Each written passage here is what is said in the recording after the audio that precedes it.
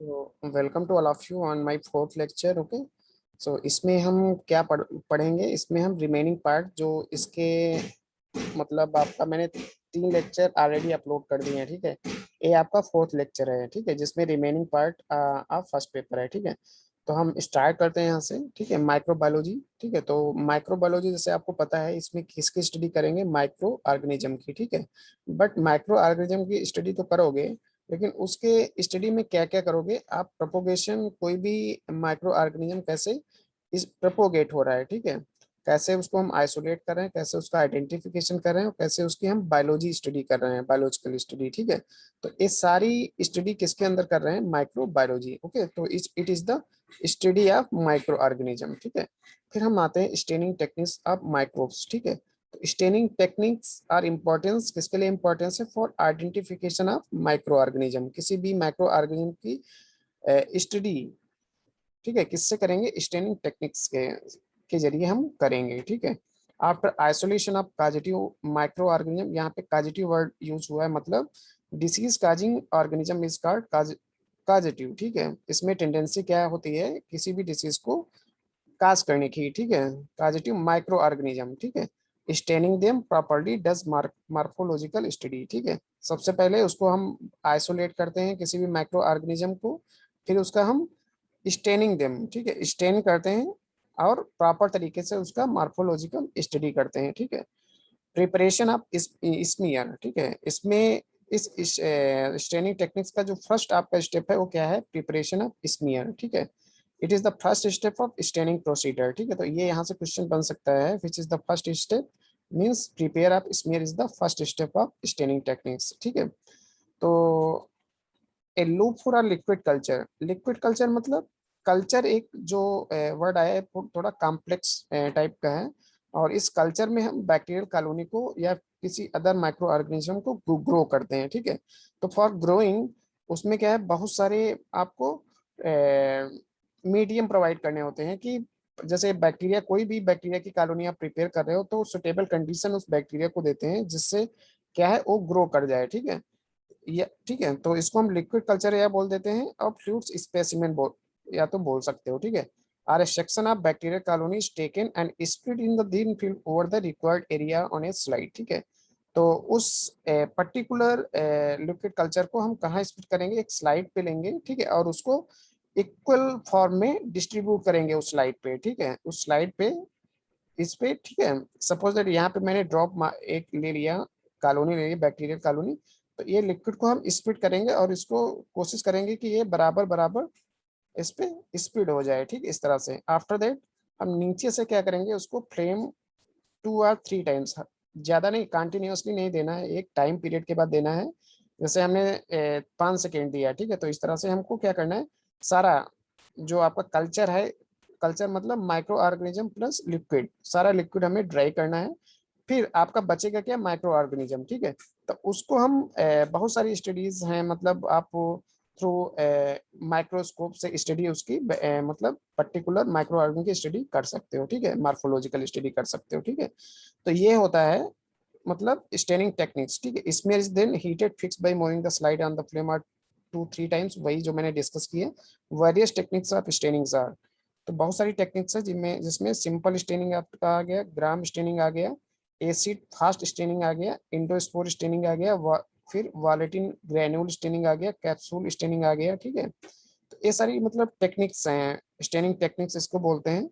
तो यहाँ से क्वेश्चन आ सकता है कि number of staining techniques, then आपको कितना है, 6 टाइप का staining techniques for microbial micro organism की स्टडी के लिए किया जा रहा है। ठीक है, तो थोड़ा ये भी एक क्वेश्चन आ सकता है, what is the acid fast staining, या फिर क्वेश्चन पूछ सकते हैं कि इस acid fast staining is also known as Ziehl Neelsen staining. ठीक है, इस तरह से क्वेश्चन आ सकता है। तो सिंपल स्टेनिंग क्या होता है, smear is fix by moving the slide on the flame 2-3 times, और इज फिक्स विद अल्कोहल। ठीक है, smear is stain with dyes, इसमें कौन सी स्मीयर का फॉर्मेशन करके, कैसे हम स्मीयर का फॉर्मेशन करेंगे मैंने अभी डिस्कस किया था। तो उस ठीक है, तो ड्राई होने के बाद हम क्या करेंगे, उसमें पर्टिकुलर स्टेनिंग सोल्यूशन यूज करते हैं। वो किसका सोल्यूशन होता है, डाइज का। ठीक है, such as crystal violet, fuchsin, methylene blue and safranin. ठीक है, तो ये सारे क्या होते हैं, स्टेनिंग सोल्यूशन होते हैं, ये आपको पता होना चाहिए कौन कौन से सिंपल स्टेनिंग में स्टेनिंग सोल्यूशन यूज किए जाते हैं। Allow the stain to react for 30 second, ठीक है। तो हमने क्या किया, एक ड्रॉप डाला किसका, कोई भी इसमें स्टेनिंग सोल्यूशन, ठीक है। 30 सेकेंड मैंने छोड़ दिया आफ्टर, ठीक है। फिर 30 सेकेंड to 3 मिनट्स, यहाँ पे कितना हम लिफ्ट करें, 30 से 3 मिनट्स के लिए, depending on the stain use, ठीक है। फिर क्या करते हैं, वॉश इट विथ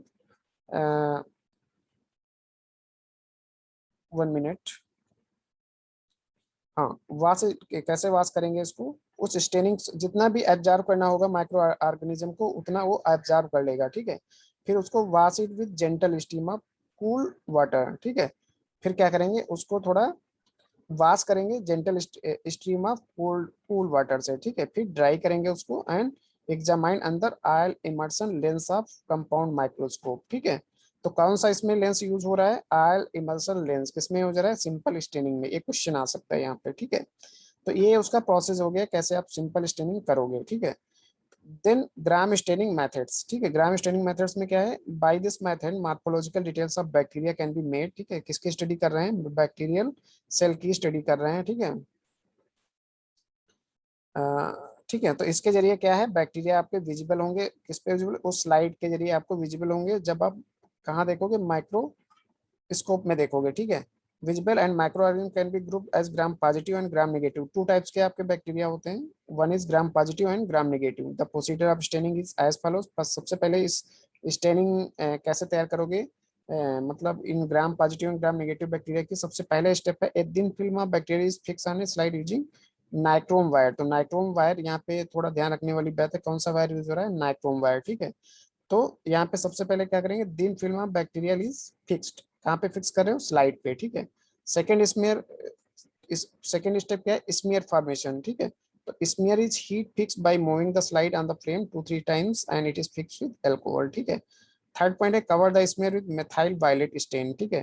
तो यहाँ पे थोड़ा ये क्वेश्चन आ सकता है, which stain is used in gram staining method during smear formation. तो यहाँ पे क्या है, methyl violet is used, ठीक है। तो यहाँ पे क्या, cover the smear with methyl violet stain for 1 minute and excess of stain is removed by washing with water, ठीक है। ये आपका कौन सा हो गया, थर्ड स्टेप, ठीक है। फोर्थ स्टेप क्या है, immerse the slide in dilute solution of iodine. फिर हमको क्या करना है, उसको आयोडीन सोल्यूशन से वॉश करना है for 2 minutes to fix the colour, ठीक है, उस कलर को फिक्स करने के लिए। अब फिफ्थ स्टेप आप क्या करोगे, the smear is then decolourise with alcohol, ठीक है। फिर हमको क्या करेंगे, उसको थोड़ा एल्कोहल यूज करेंगे जिससे कलर थोड़ा डीकलराइज हो जाए, मतलब उसका कलर चला जाए, ठीक है। Wash with smear quickly by running tap water, ठीक है। हम टैप वाटर का फिर यूज कर रहे हैं। Cover the smear with dilute carbol fuchsin for 30 seconds, ठीक है। Wash with tap water with dry in air, examine the side under immersion lens, ठीक है। तो आयल इमर्सलेंस इसमें भी यूज हो रहा है ग्राम स्टेनिंग मेथड्स में, ठीक है। तो ये प्रोसेस होता है एक, ठीक है, ये स्टेप बाय स्टेप हम करते जाएंगे, ठीक है। और लास्ट में क्या है, उसको हम एग्जामाइन करेंगे, ठीक है। ये थोड़ा प्रोसेस देख सकते हो आप। फिर क्या है, Gram positive bacteria will retain the violet colour of methyl violet, ठीक है। तो ग्राम पॉजिटिव जितने भी बैक्टीरिया अगर स्लाइड पे हैं आपके, तो वो क्या करेंगे, वायलेट कलर को रिटेन करेंगे, मतलब उन पे वायलेट कलर रहेगा, ठीक है। फॉर एग्जाम्पल यहाँ पे आपको पता होना चाहिए कौन कौन से ग्राम पॉजिटिव बैक्टीरिया होते हैं। तो यहाँ पे एग्जाम्पल्स दिया हुआ है, स्टेप्टोकोकाई, निमोनोकोकाई, ग्राम, ठीक है। तो ये दो एग्जांपल्स आपको पता होना चाहिए किसके हैं, ग्राम पॉजिटिव बैक्टीरिया। तो gram positive bacteria in staining solution will retain the violet colour of methyl violet, ठीक है, ये आपको ध्यान रखना है, ठीक है। जबकि ग्राम negative bacteria decolourise by spirit और एल्कोहल, ओके। तो इसमें क्या है, ये मेथाइल वायलेट कलर इसमें चला जाता है ग्राम नेगेटिव में, ठीक है, जब हम क्या स्पिरिट यूज या एल्कोहल यूज करोगे, ठीक है। With counter stain like carbol fuchsin safranin which gives pink colour to them, ठीक है। तो ये क्या, कार्बल फ्यूजन जब यूज करोगे या सैफ्रानिन, तो क्या करेंगे, ये gram negative bacteria pink colour देंगे, जबकि ग्राम पॉजिटिव बैक्टीरिया नहीं देंगे, ठीक है। For example Escherichia coli, gonococci and streptococcus typhi, ठीक है। तो ये आपको पता होना चाहिए कि Escherichia coli it is a type of gram negative bacteria, ठीक है। तो यही क्या है difference between gram negative and gram positive bacteria, ठीक है। नेक्स्ट आता है एसिड फास्ट स्टेनिंग, ठीक है। तो certain organism are not easily stain by usual dyes. बहुत सारे ऐसे ऑर्गेनिज्म हैं जो स्टेन जो हम यूज कर रहे हैं सिंपल स्टेन, उससे स्टेन नहीं होते हैं, ठीक है। क्यों नहीं होते हैं? Due to high lipid content, जिसमें लिपिड कंटेंट ज्यादा होगा उस पे स्टेन सोल्यूशन नहीं चढ़ता है। क्यों नहीं चढ़ता है? क्योंकि यहाँ पे लिपिड लिपिड वाटर जो भी हम स्टेन सोल्यूशन यूज करें उसमें उसका प्रेपरेशन कहाँ, वाटर में है, तो वाटर लिपिड का कंटेंट से अटैक नहीं होंगे, ठीक है। But when stain with acid fast stain retain the colour, ठीक है। जब हम एसिड फाज स्टेन यूज करेंगे तो क्या करेंगे, उसको अट्रैक्ट करेंगे the colour even after washing it with acid are called acid fast microbes, ठीक है। तो यहाँ पे हम कौन सा क्या यूज कर रहे हैं, एसिड फाज स्टेन यूज कर रहे हैं, ठीक है। रीजन क्या है एसिड फाज स्टेन यूज करने का? क्योंकि मोस्ट ऑफ बहुत सारे ऐसे बैक्टीरियाज होते हैं जिसमें लिपिड कंटेंट ज्यादा होता है, तो उससे अट्रैक्शन आपके स्टेनिंग सोल्यूशन से नहीं होता, क्योंकि वो वाटर हाइड्रोफिलिक होते हैं, ठीक है। बट यहाँ पे लिपिड क्या है, हाइड्रोफोबिक है, ठीक है। तो ये थोड़ा इसकी केमिस्ट्री है यहाँ पे। Ziehl Neelsen method is use for in used which involves staining with hot concentrated carbon fusion solution, washing with water and then 20% sulfuric acid alternatively until the film has only a faint ink color, ठीक है। तो यहाँ पे क्या करना है, zinc इस method में staining with hot concentrated carbol fuchsin solution, सबसे पहले क्या करेंगे, स्टेन करेंगे किससे, carbol fuchsin solution, then wash करेंगे वाटर से, देन हम क्या करेंगे 20% सल्फ्यूरिक एसिड बनाएंगे। 20% सल्फ्यूरिक एसिड मतलब 20 ml आपका इसमें क्या हो गया, सल्फ्यूरिक एसिड और रिमेनिंग वाटर, ठीक है। फिर कितना हम बनाएंगे, 100 ml, तो वो आपके क्या कहलाएगा, 20% सल्फ्यूरिक एसिड, ठीक है। The film is then washed with water, acid फॉर ऑर्गेनिज्म रिटेन द कलर, जो भी एसिड फास्ट ऑर्गेनिज्म है वो क्या करेंगे, उन पे कलर रिटेन रहेगा, मतलब प्रेजेंट होगा। फॉर एग्जाम्पल माइकोबैक्टीरियम ट्यूबरक्लोसिस, तो examples of acid fast organism is Mycobacterium tuberculosis, तो ये क्वेश्चन आपका आ सकता है, ठीक है। नेक्स्ट बात करते हैं कि आप माइकोबैक्टीरियम ट्यूबरक्लोसिस दूसरी स्पीसीज है लेप्री, ठीक है। ये प्रोसीजर थोड़ा देख सकते हो। सबसे पहले क्या कर रहे हैं, prepare and fix the smear of म्यूकाइड part of sputum, cover the smear with carbon fusion for 5 minutes, wash the smear with water, put slide 20% H2SO for 1 minute and then through it, wash the slide with water, put methylene blue for 30 seconds and wash with water, dry the slide and observe it under oil emulsion lens, ठीक है। तो oil emulsion lens बहुत important है, और हमें एक question आ सकता है स्टेनिंग सोल्यूशन में कौन सा लेंस यूज करते हैं, तो ऑयल इमल्सन लेंस यूज करते हैं। Tubercular bacilli are stain red red और pink where the background is blue, ठीक है। तो ये सारे मतलब एक उनका प्रोसीजर होता है कि इस मेथड से आप इसको स्टेन करोगे, ठीक है। सो नेक्स्ट बात करते हैं इम्यूनाइजेशन। तो ये आपको 1 to 8 स्टेप हैं, ठीक है। अगर आप करना चाह रहे हो फ्यूचर में कभी करना, तो आपको स्टेप बाय स्टेप जाना पड़ेगा, ठीक है। ये सारे स्टेप आपको करने पड़ेंगे, लास्ट में हम उसका स्टडी कर पाएंगे, ठीक है। नेक्स्ट आता है अम्यूनाइजेशन। अम्यूनाइजेशन जैसे आपका एक अम्यूनोलॉजिकल प्रोडक्ट्स आपके सिलेबस में है, तो इस होता क्या है immunization. Immunization is defined as the production of immunity, हम क्या प्रोडक्ट कर रहे हैं, इम्यूनिटी, ठीक है। ठीक है, are resistant in the body by means of immunological agents, बहुत सारे इम्यूनोलॉजिकल एजेंट्स हैं जिससे हम इम्यूनिटी अपनी इम्यूनिटी को एक्सटेंड कर सकते हैं, बढ़ा सकते हैं, ठीक है। Immunisation is classified as passive immunisation which makes use of anti sera and gamma globulin, ठीक है। तो पैसिव इम्यूनाइजेशन में क्या यूज करते हैं, anti serum and gamma globulin, ठीक है। दूसरा है एक्टिव इम्यूनाइजेशन, इसमें क्या यूज करते हैं, वेरियस वैक्सीन एंड टैक्सॉइड, ठीक है। तो क्वेश्चन आ सकता है in active immunisation which agent is use, तो वैक्सीन एंड टैक्सॉइड, ठीक है। बट पैसिव इम्यूनाइजेशन इसमें क्या एंटी सीरम और गामा ग्लोबुलिन यूज होती है, तो ये यहाँ से क्वेश्चन आ सकता है, ठीक है। और इम्यूनाइजेशन तो आपको पता ही है, ठीक है। वैक्सीन क्या होती है, it is the preparation containing N antigen.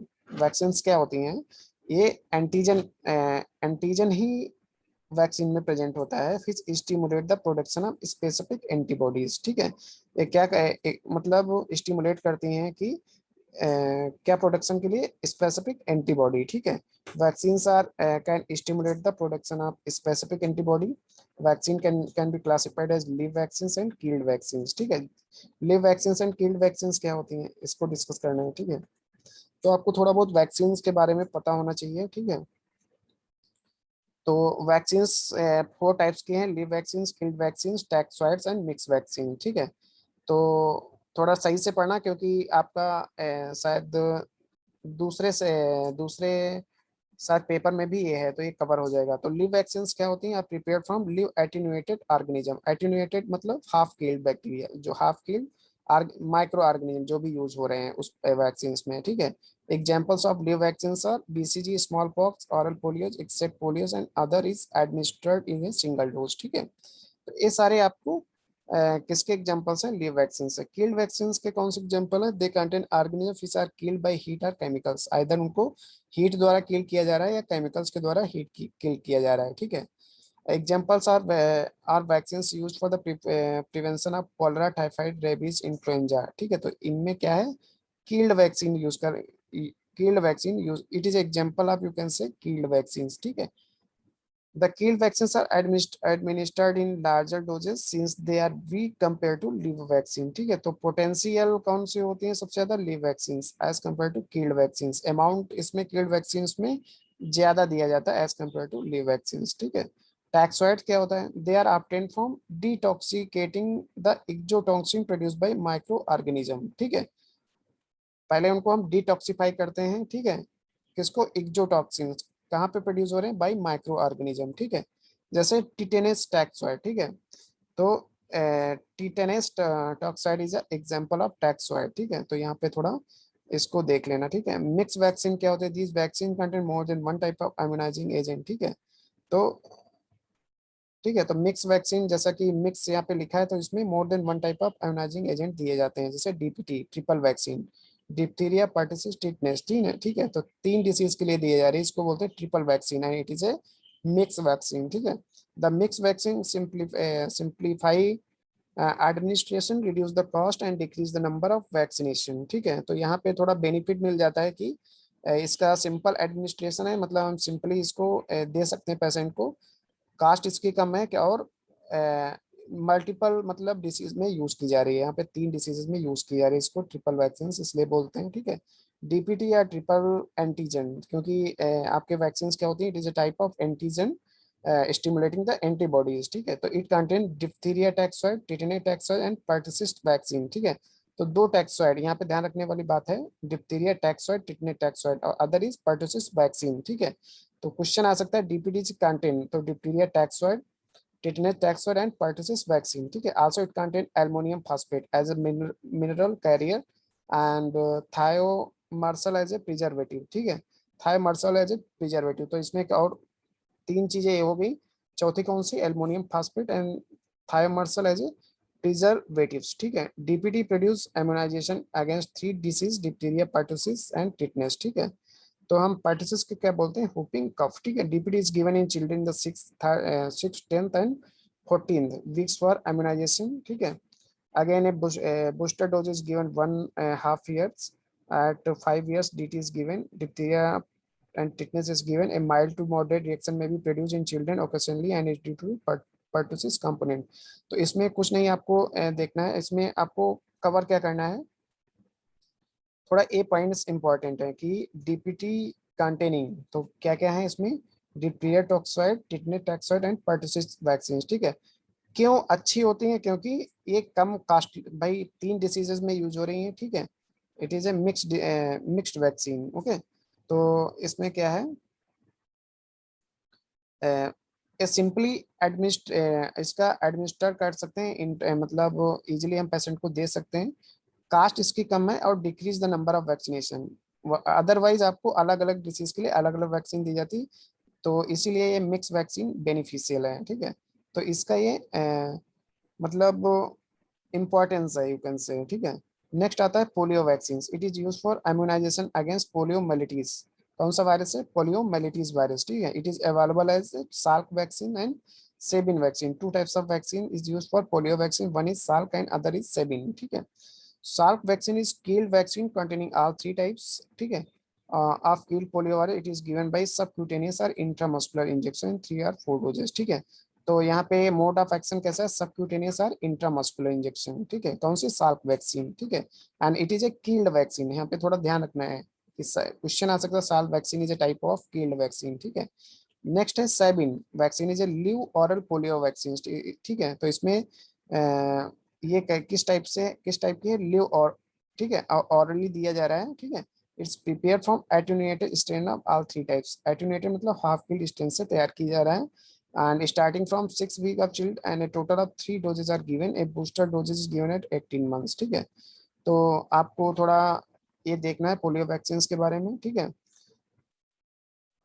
Next आता है क्लासिफिकेशन ऑफ वाटर सोर्सेस। ठीक है, तो ये आप थोड़ा पढ़ सकते हो, इसमें कोई बहुत ज़्यादा क्या है मतलब टफ भी नहीं है। ठीक है, तो क्वेश्चन आ सकता है सरफेस वाटर कंटेनिंग, तो ये सारे ऑप्शन दे सकते हैं, तो इस तरह से इसमें क्वेश्चन आ सकता है। ठीक है, तो इसको आप पढ़ लेना। ठीक है, और कौन कौन सी डिजॉल्व गैसेस होती हैं, तो आपको ध्यान रखना है H2S, CO2, NH3, N2, ये ऐसी गैसें हैं जो पानी वाटर में इजीली डिजॉल्व हो सकती हैं। ठीक है, तो इनके बारे में आपको पता होना चाहिए।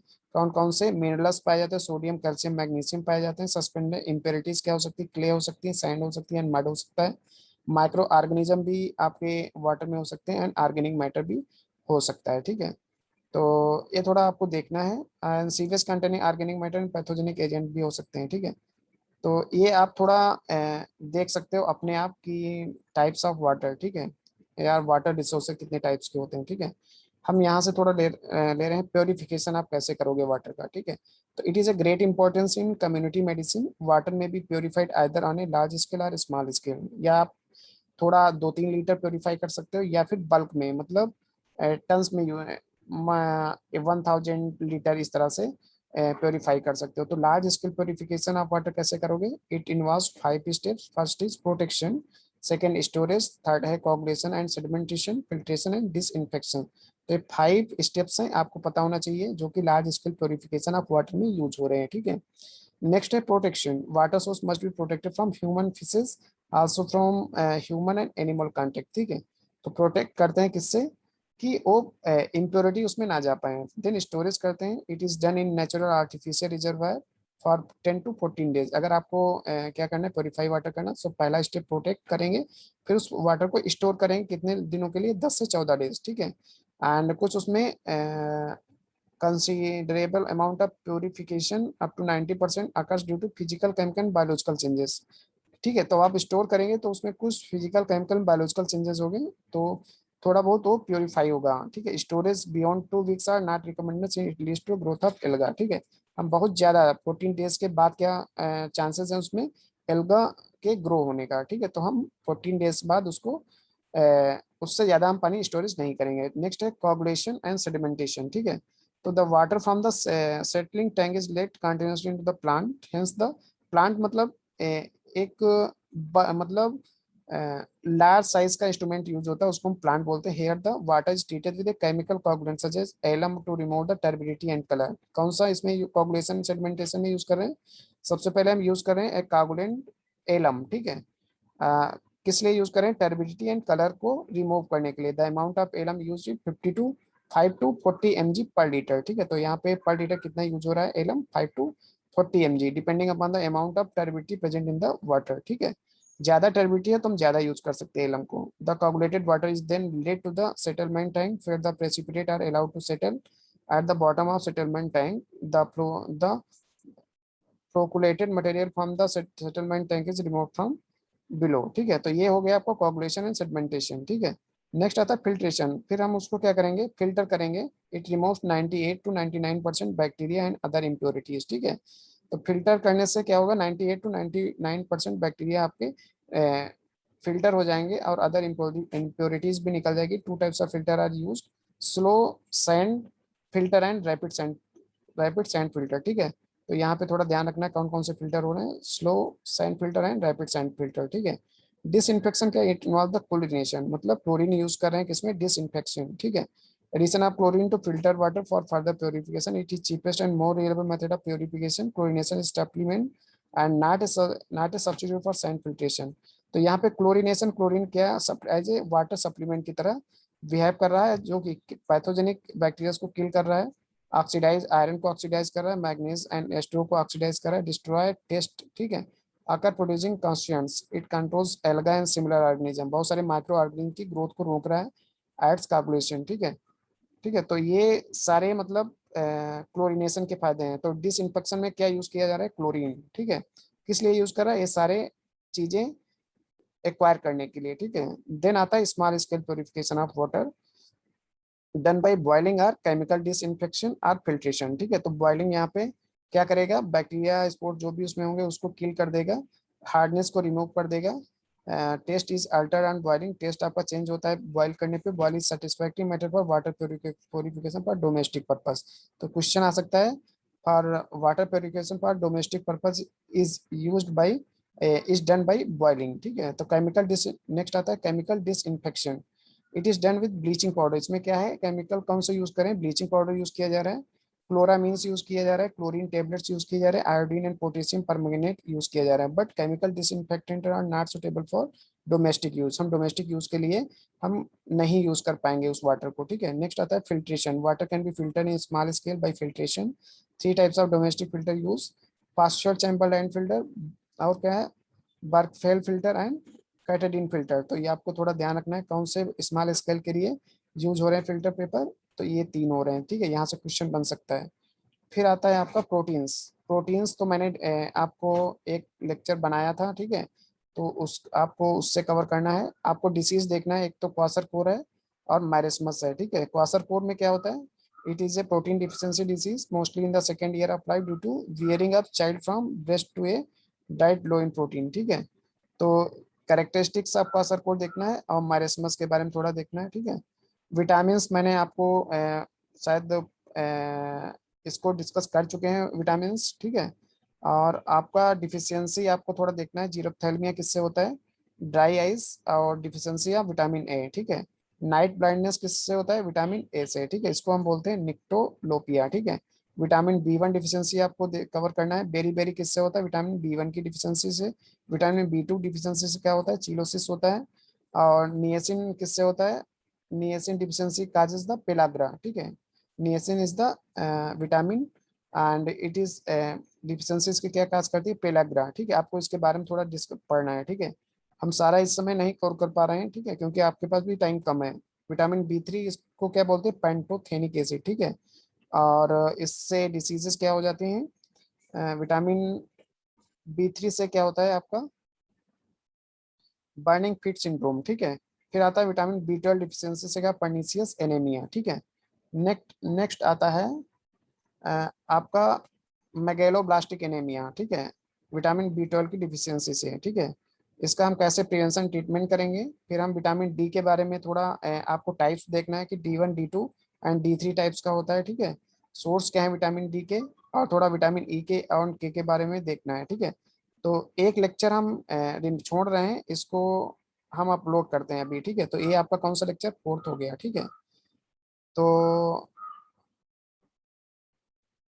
थोड़ा बचा है, अगर हम इसको कवर कर देखते हैं तो नेक्स्ट आता है health and determinants of health. तो health is not only absence of disease but a state of complete physical mental and social wellbeing, ठीक है। हम हेल्थ, अच्छी हेल्थ किसको बोलेंगे, जो फिजिकली अच्छी हो, मेंटली एंड सोशल, ठीक है, तीनों में अच्छी हो, ठीक है। या अब्सेंस ऑफ डिसीज है, किसी पर्सन में डिसीज नहीं है, इसका मतलब ये नहीं है कि वो हेल्दी है, ठीक है। तो यहाँ पे हेल्थ कैसे डिफाइन करोगे, health is a complete state of physical mental social wellbeing, ठीक है। फिजिकल हेल्थ मतलब परफेक्ट फंक्शनिंग ऑफ बॉडी, ठीक है। मेंटल मतलब ability of the individual to make personal social adjustment, ठीक है। सोशल हेल्थ क्या होता है, health of people depend the social and environmental condition, ठीक है। जैसे पॉवर्टी, इलिटरेसी हो गया, अनएम्प्लॉयमेंट हो गया, लाइक दैट, ठीक है।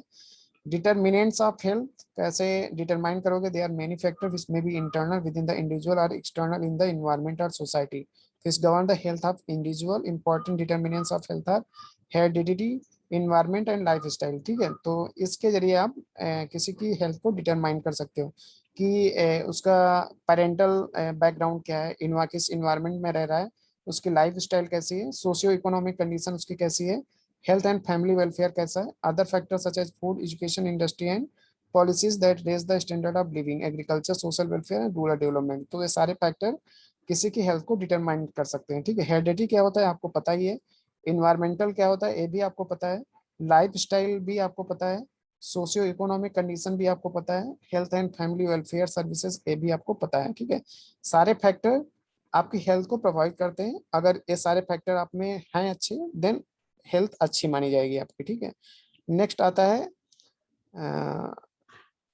रिसस्टाइजेशन मेथड्स, ठीक है। ये क्या होता है, इसका process of maintaining exchange of gases in the lungs through artificial respiration and revival of heart activities, ठीक है। तो आर्टिफिशियल रेस्पिरेशन को क्या बोल रहे हैं, रिसस्टाइजेशन मेथड्स, ठीक है। प्रिंसिपल ऑफ इसके क्या हो जाएंगे, it requires when there is no breathing और इनएडुकेट सर्कुलेशन। कोई भी पर्सन है जो नॉर्मली ब्रीदिंग नहीं कर पा रहा है तो उसके लिए मेथड्स हैं, इसको बोलते हैं रिसस साइटेशन मेथड्स, ठीक है। टू क्लियर द एयरवे, मतलब अच्छे से उसको एयर मिल सके, टू रिस्टोरिंग ब्रीदिंग, ठीक है। एंड टू रिस्टोर सर्कुलेशन, जब ऑक्सीजन आप लोगे तभी आपका सर्कुलेशन अच्छा होगा, ब्लड सर्कुलेशन लाइक दैट, ठीक है। क्लियरिंग द एयरवे, ठीक है। तो ये, ठीक है। तो इसका मतलब प्रिंसिपल्स क्या होते हैं, ये सारे आपके प्रिंसिपल्स हैं। Clearing the airway, obstruction of the airway में occur due to tongue falling back and inlet foreign bodies, ठीक है। तो यहाँ से क्वेश्चन कोई खास नहीं आपके बनेंगे। तो ये हम इसको हम छोड़ रहे हैं यहाँ से, ये चीजें हम एक्सप्लेन नहीं करेंगे, ठीक है। इससे आई थिंक क्वेश्चन ना आए, ठीक है। हम नेक्स्ट बात करते हैं थोड़ा डिसीज के बारे में। कार्डियोवास्कुलर डिसीजेस क्या होते हैं, cardiovascular diseases are coronary heart disease, rheumatic heart disease and hypertension. ये three types of cardiovascular disease आप होती हैं। कोरोनरी हार्ट डिसीज को कैसे आप एक्सप्लेन कर सकते हो, the following are the main coronary heart disease like angina pectoris, myocardial infections and cardiac failure and arrhythmias, ठीक है। तो ये सारी आपकी कोरोनरी हार्ट डिसीजेस होती हैं, ठीक है। तो कैसे इसको इससे बचा जा सकता है, तो avoid smoking and excessive consumption of alcohol, ठीक है। तो आपको अवॉइड क्या क्या करना है, स्मोकिंग अवॉइड करना, excessive consumption of alcohol avoid करना, control obesity and maintain standard weight, ठीक है। Restrict intake of salt, sugar and saturated fatty acids, increase consumption of vegetable and fresh fruits, ensure optimal regular exercise. ये सारे आपके क्या method coronary heart disease को prevent करने के लिए, ठीक है, रोकने के लिए, ठीक है। तो कोरोनरी हार्ट डिसीज कितने टाइप्स की है, यहाँ पे थोड़ा क्वेश्चन आ सकता है इससे, angina pectoris, myocardial infections, cardiac failure and arrhythmias, ठीक है। तो इसके यहाँ से क्वेश्चन बन सकता है, ठीक है। या फिर वो पूछ सकते हैं coronary heart disease related to, तो ऑप्शन क्या होगा, हार्ट डिसीज, ठीक है। रिमेटिक हार्ट डिसीज क्या होता है, it is not a communicable disease. Communicable मतलब touchable, one person to another अगर स्प्रेड हो रही है तो उसको क्या बोलेंगे, कम्युनिकेबल डिसीज। तो it is not a communicable disease, इसको अनकम्युनिकेबल भी बोल सकते हो, ठीक है। Disease but leads to the rheumatic heart disease which damages the hearts and is common cause of premature death, ठीक है। तो rheumatic heart disease is a causes of premature death, ठीक है। प्रिवेंशन एंड कंट्रोल कैसे कर सकते हैं, treat cases of sore throat in children promptly with penicillin, ठीक है। Mass screening of children with rheumatic heart disease should be done through school health services, socio-economic and living condition of the public should be improved, ठीक है। Health education and personal hygiene, diet को control, आप थोड़ा healthy diet लो, तो ये सारी मतलब factors हैं जो यूज किए जा रहे हैं प्रिवेंशन एंड कंट्रोल में, ठीक है। हाइपरटेंशन क्या हो रहा है, हाइपर मीन्स एक्सेस टेंशन, अगर आपको ज्यादा टेंशन हो उसको क्या बोलते हैं, hypertension, derive from two word. Hyper mean excessive, ज्यादा, tension means pressure in the case of blood, ठीक है। तो ठीक है, therefore hypertension means high blood pressure and blood pressure is the force और pressure exerted by blood on the inside wall of the blood vessel, ठीक है। तो ये रीजन क्या होता है, pressure exerted by blood, blood ज्यादा अगर प्रेशर किस पे कर रही है, वाला ब्लड वेसल, तो आपको हाइपरटेंशन हो सकता है। There are two types of hypertension, essential hypertension and secondary hypertension. Essential hypertension क्या है, the cause of hypertension is unknown, is known as essential hyper, अगर आपको उसका रीजन नहीं पता क्यों है, then it is called essential. Secondary hypertension cause है due to some disorder is known as secondary hypertension. Causes of secondary hypertension are renal disease, endocrine disorder and toxaemia of pregnancy, ठीक है। तो secondary hypertension reason पूछ सकता है क्यों हो जाता है, ठीक है। प्रिवेंशन कंट्रोल आप थोड़ा इसको पढ़ सकते हो, ठीक है, कोई टफ नहीं है इसमें। फिर आपका आता है health indicator, indicator define as the factor which give information are required to access the health of community and there are also required for the comparison of health status between the people of one community to other, ठीक है, over certain period, ठीक है। तो ये क्या indicate कर रहे हैं, हेल्थ इंडिकेट कर रहे हैं, ठीक है। तो ठीक है, तो सिंपल डिफिनेशन है हेल्थ इंडिकेटर, आप देख सकते हो various health indicator as mortality, morbidity, disability, nutritional status, health care, तो ये सारे फैक्टर्स आपके डिटरमाइन करते हैं हेल्थ एज, या कह सकते हो act as a health indicator, ठीक है। तो मॉर्टेलिटी इंडिकेटर का फार्मूला क्या हो रहा है यहाँ पे, इसका फार्मूला है number of death in year upon mid year population in multiply into 1000। ठीक है, तो ये फार्मूला किसके लिए है, मॉर्टेलिटी इंडिकेटर के लिए है। ठीक है, मॉर्बिडिटी क्या होती है, हाँ यहाँ पे एक क्वेश्चन आ सकता है, मॉर्टेलिटी, मॉर्टेलिटी होता है frequency of death is an important indicator of health. ठीक है, इन ए कम्युनिटी। ठीक है, one of the various mortality rates, crude rate is the frequency use index. ठीक है, तो यहाँ पे डिफिनेशन थोड़ा देख लें, मॉर्बिडिटी क्या होता है, the occurrence of disease is also indicator of health. ठीक है, तो मॉर्बिडिटी में डिसीज का हो जाना, ठीक है, बट मॉर्टेलिटी में यहाँ पे फ्रीक्वेंसी ऑफ डेथ, ठीक है, इंडिकेट कर रहा है किसको, मॉर्टेलिटी टू। ठीक है, मॉर्बिडिटी क्या होता है यहाँ पे, डिसीज अकरेंस। ठीक है, the various morbidity indicator are indicate the rate, hospital attendance, admission and discharge rate. ठीक है, तो डिसेबिलिटी रेट क्या होता है, this include days of restricted activities, bed disabilities days and work loss days. ठीक है, न्यूट्रिशनल स्टेटस क्या हो सकता है, they are the measurement of height weight and mid arm circumference. ठीक है, हेल्थ केयर डिलीवरी इंडिकेटर क्या होता है, they are doctor population ratio, doctor nurse ratio, population bed ratio. ठीक है, environmental indicator क्या होता है, they include the proportion of the population who get safe water and also indicator resulting the pollution of air, light and water.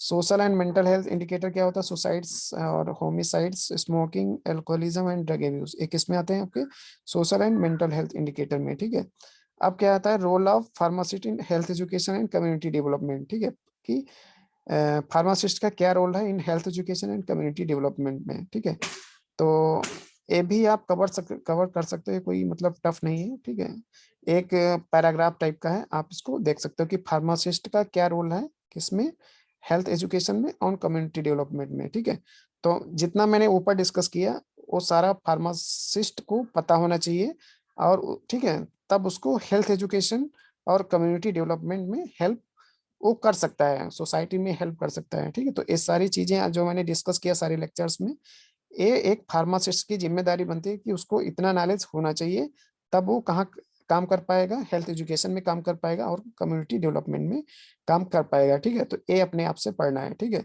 तो यहाँ पे आपका सारा टॉपिक लगभग, ठीक है, इंडप हो रहा है, तो ये पेपर सारा आपका समाप्त हो गया। ठीक है, अब आपकी जिम्मेदारी बनती है कि आप जितने भी लेक्चर मैंने मतलब अपलोड किए, आपको सिंपली उसको वॉच करना है। ठीक है, मैं क्या बोल रहा हूँ, ठीक है, उसको थोड़ा देखना है तो आइडिया मिल जाएगा आपको।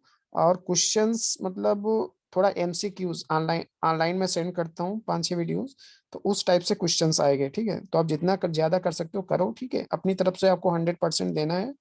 ठीक है, बाकी सब छोड़ दो। ठीक है, ऐसे ही। ठीक है, छोड़ना मतलब अब जितना कर, मतलब इसका ये मतलब नहीं है कि आपकी जिम्मेदारी है कि पूरा अच्छे से पेपर पढ़ के जाओ, जितना मैंने पढ़ाया आपको उतना आपको आना चाहिए, तो आपका 60 या 70-80% मतलब अगर आपने जितना मैंने पढ़ाया अगर आप कवर कर रहे हो तो आप सारे क्वेश्चंस हो जाने चाहिए। ठीक है, मे भी एक्स्ट्रा पूछ सकता है वो क्वेश्चन, कोई भी कुछ भी बना सकता है। ठीक है, तो best of luck for this paper. Okay, and thank you for watching this video. Okay, so thank you for all.